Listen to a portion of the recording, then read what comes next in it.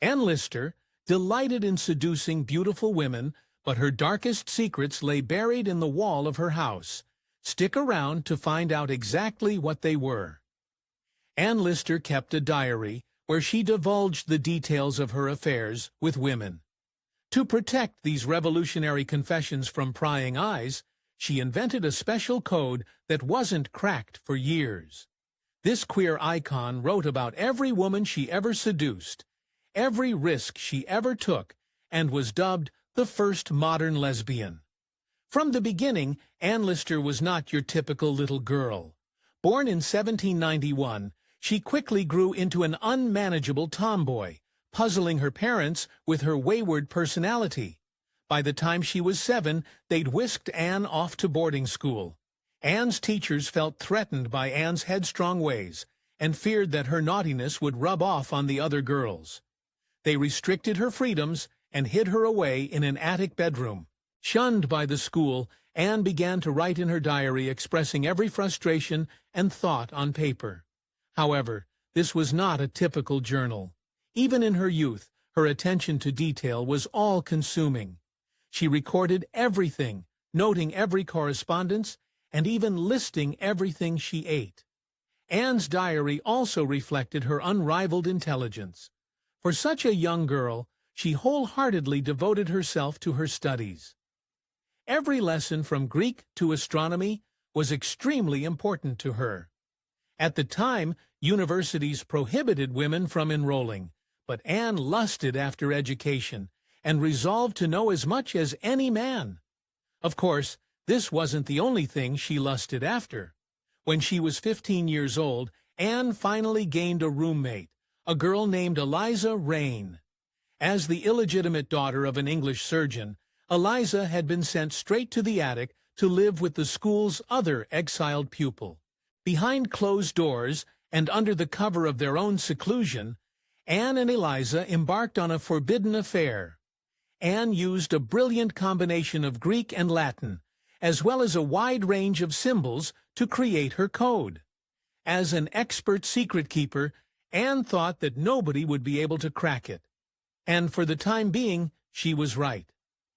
Anne had won Eliza's heart in every way, but it was never meant to last. Anne, having explored this first relationship, began thinking about new experiences with other women. Eager to dive further into her desires, or as she called it, her oddity, Anne had a difficult choice to make. Her longing to pursue other women broke Eliza's heart beyond repair. The breakup sent Eliza spiraling into a dark place from which she never recovered. Tragically, she was eventually institutionalized. She wrote, "You can little know what pain you have given me." Anne witnessed Eliza's disintegration with anguish, but she'd already distanced herself from the relationship and was more than ready for her next great conquest. Curious about her oddity and its cause, Lister hit the books, scouring anatomy tomes for clues about her unique urges. No matter how hard she looked, no good reason appeared. Although she kept her private life a secret by necessity, Lister felt no shame and came to accept her attractions as completely natural. If her nose wasn't in a book, Anne Lister was on the prowl. Rather than for potential lovers, she strategically attended soirees with her well-to-do friends, turning up the charm and her effortless power of seduction. Anne fell under her spell, and Anne took full advantage of their tormented feelings. But even as she warmed the beds of countless women, her heart remained locked away. That is until she met a most fascinating woman. Anna Lister was a queen at keeping things casual, and then Mariana Belcombe entered the picture and changed everything. Mariana was the sweet-looking daughter of a doctor who floated through refined society with ease, a circle that Anne had expertly wiggled her way into. Before long, Anne's defenses were at Mariana's mercy. With Anne in Halifax and Mariana in York, they each traveled between the cities, enduring the 40-mile trip with eager anticipation. The long-distance lovers wrote lengthy letters to one another. For once, Anne had found something that she didn't want to lose. At this time, close friendships between women were quite normal. In fact, most families encourage their daughters to devote themselves to their girlfriends to stave off unwanted pregnancies. Of course, behind closed doors, these friendships often developed into covert romances. Anne and Mariana were caught in the middle of this very same predicament, but Anne nursed a far-fetched dream. As always, Anne dreamed of having the same freedoms as men. She desperately wanted Mariana to be her wife. The two women even exchanged rings, cementing their commitment to one another. Still, it never felt like enough, keenly aware of the impossibility of their love, and secretly hoped that they'd be able to find a way to live together. Sadly, she was in for a very rude awakening. Mariana wasn't the risk-taking type. A life of scandal was never in the cards for her. Instead, she bowed to societal expectations and dealt an unexcruciating blow. In 1815, Mariana made an earth-shattering announcement. She planned to marry a rich widower. Anne Lister was horrified. She had no choice but to watch from the sidelines as the love of her life said, "I do," to a man. Tradition at the time dictated that since Anne was Mariana's closest friend, she was expected to join the married couple on their honeymoon. She had front-row seats to her own heartbreak and could practically feel Mariana slipping through her fingers. Mariana's honeymoon left Anne's heart in tatters. Alone once again, Anne began sleeping with other women, and not just any women. Amongst her numerous affairs, she even seduced Mariana's sister. Clearly, Anne wasn't afraid to get petty, but deep down, she missed Mariana with all her heart, writing, "Surely, no one ever doted on another, as I did then on her." Although it seemed like the end for Anne and Mariana, in truth, it was only just the beginning. Anne and Mariana spent an entire year separated from one another. But, as they say, distance makes the heart grow fonder. As luck would have it, fate brought them back together in York, and their reunion was everything Anne had hoped it would be. Upon meeting again, Mariana spirited Anne to her bedroom. Later, Anne wrote of their rekindled romance. She herself suggested a kiss.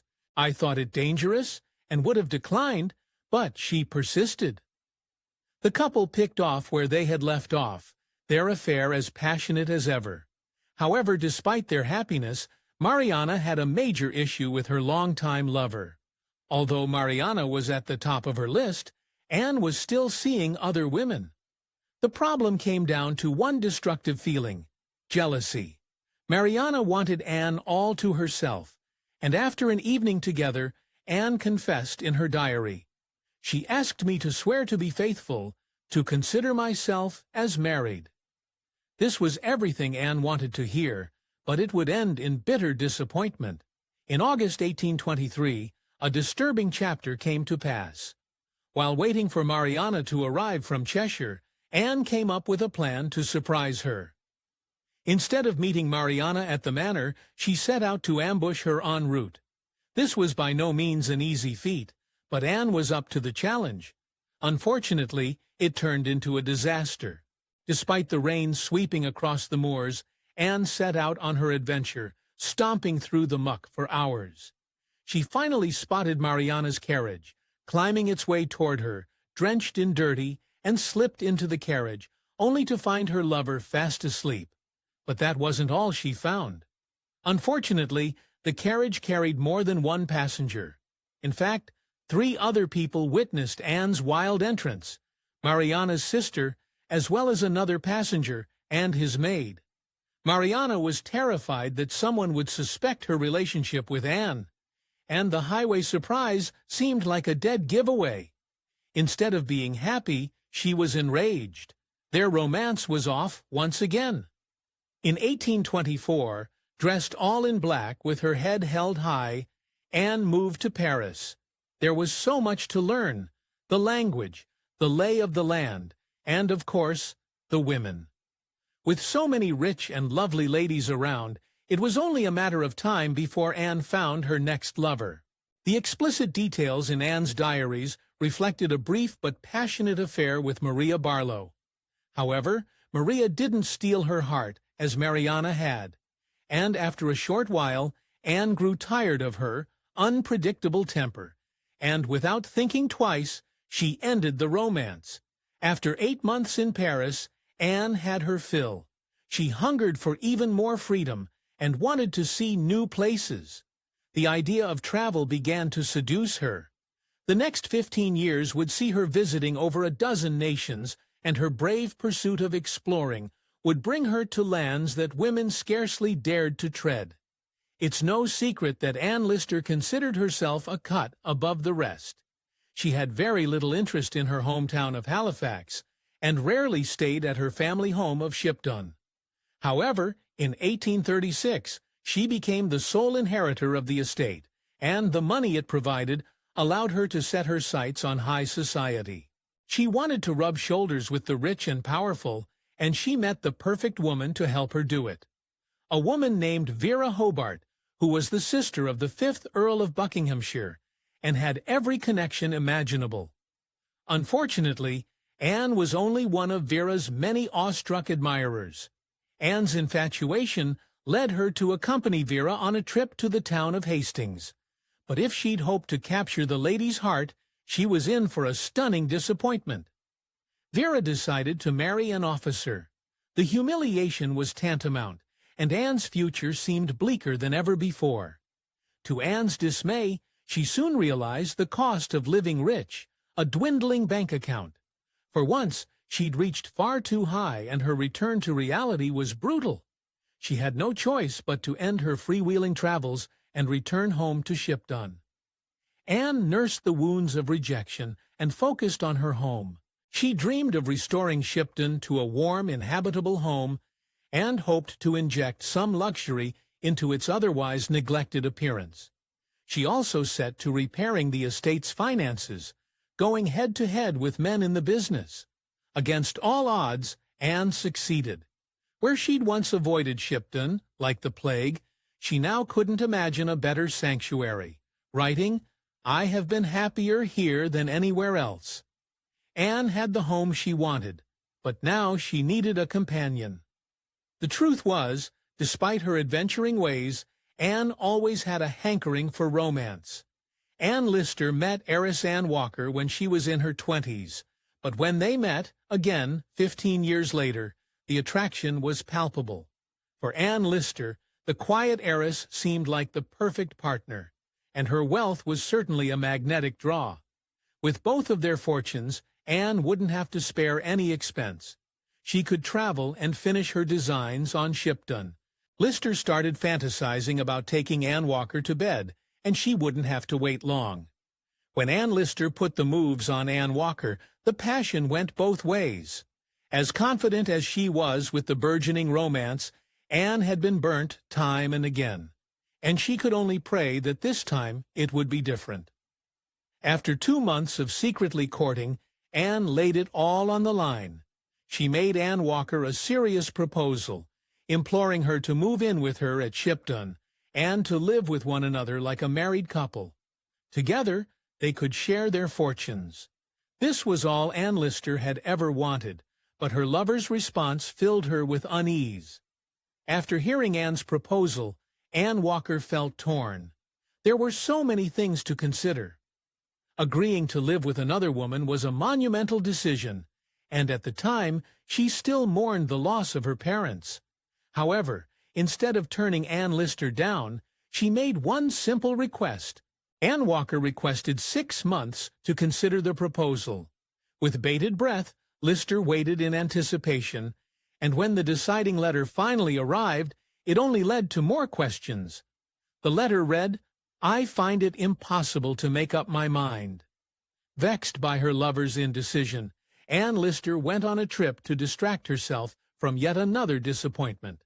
How little did she know, Anne Walker wasn't ready to throw in the towel just yet. After months spent in Paris and Copenhagen, Anne Lister began the long journey home. But when she arrived, something glorious happened.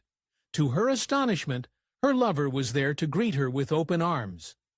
Anne Walker had turned down a man's proposal because of her feelings for Lister. At the age of 42, Anne Lister's dreams were finally coming true. Soon, both women got down to business. They altered their wills and began readying for their lives together. Lister even confided her intentions to her family, but they weren't in the least bit surprised. In fact, for a long time, they'd already suspected Anne's preference for women. Feeling the rare support of her relatives, Anne had only to tackle the pain of her past loves. Finding happiness with Anne Walker allowed Anne to finally let go of Mariana and even Vera. You see, over the years, Anne had slipped back into Mariana's bedtime and again. But when Anne found a woman willing to live with her and truly love her, their long-standing affair came to a heart-wrenching end. Anne Lister and Anne Walker had a symbolic wedding in 1825. They went to church together and took the sacrament of communion. Although Anne had previously indulged in a wild number of trysts, this union ended her dalliances full stop. Without a backward glance, Anne took her new bride and set off on their romantic honeymoon in France and Switzerland. However, it wasn't long before clouds of gossip threatened to rain on their parade. After the newlyweds returned home, the residents of Yorkshire began mocking the couple. Anne Lister was no stranger to being heckled for her manly appearance. Her masculine ways even earned her the moniker Gentleman Jack. The living arrangement at Shibden provoked the ignorance of hateful townspeople, and soon anonymous letters began to arrive. The letters poked rudely at Anne Lister, addressing her as Captain Lister.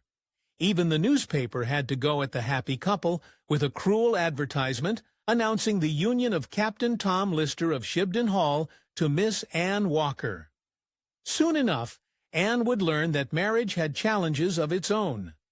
Anne Lister's strong personality often clashed with Anne Walker's shy disposition. Her new wife was prone to depression and needed a good deal of attention. Additionally, Walker also fretted about the cost of the renovations. She doled out the money with increasing worry and hysteria.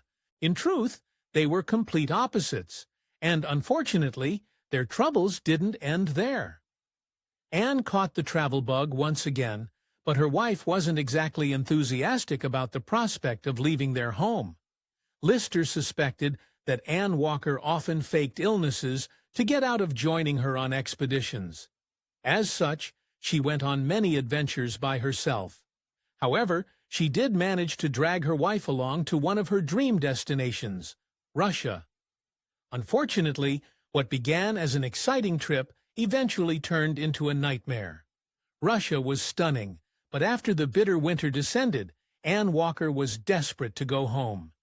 Instead of bending to her wife's desires, Anne Lister insisted they continue their travels to the Caucasus, a far warmer destination. At first, the ridge landscapes seemed to reinvigorate much of their shared happiness, but the trip was doomed to a heartbreaking end. Anne Lister penned her last journal entry on October 11, 1840. She made some observations about the village they were currently in, followed by her tea time and bedtime. She had no idea that these lines would conclude her run of diary entries. 6 weeks later, an unforeseen tragedy befell the traveling couple. Anne Lister became terribly ill and didn't survive. Many people believe that an insect bite triggered the fever that led to her demise. Of course, for Anne Walker, the nightmare wasn't over yet. Heartbroken, she faced a horrific pilgrimage home. With her wife's body tucked safely into a coffin, she spent the next 8 months traveling back to Halifax. After Anne Lister's burial, Anne Walker took over Shibden in all its intended glory. However, behind closed doors, her mental health took a frightening turn, pushing her relatives to make an extreme decision. With Walker's family's permission, a policeman, a lawyer, and a doctor broke into Shibden, and what they found was absolutely chilling. Transformed by grief, the lady of the house had shut herself away in a locked room. Anne Walker seemed utterly disturbed, with papers spread around her, as well as abrasive pistols. Recognizing her instability, They sent her to an institution. One of Anne Lister's relatives, John Lister, took up residence at Shibden Hall, and it was he, along with his friend, Arthur Burrell, who finally cracked the code in Anne's revolutionary diaries. Scandalized by the findings, Burrell told Lister to burn every last journal. Luckily, Lister decided to keep Anne's work alive and kept the diaries stashed behind one of the home's panels. For over 100 years, the illuminating details of Anne Lister's diaries never saw the light of day. Today, her blunt language and fiery spirit, as well as her extraordinary life, have been properly unearthed and celebrated. While many believed that the raw portrayal of Anne's love life was a hoax, her diaries are in fact 100% authentic. Today, Anne's words stand as a powerful testament to her courage, forever inspiring those who seek to live and love fearlessly. Thank you for watching this video. I hope you enjoyed it. Please like and subscribe.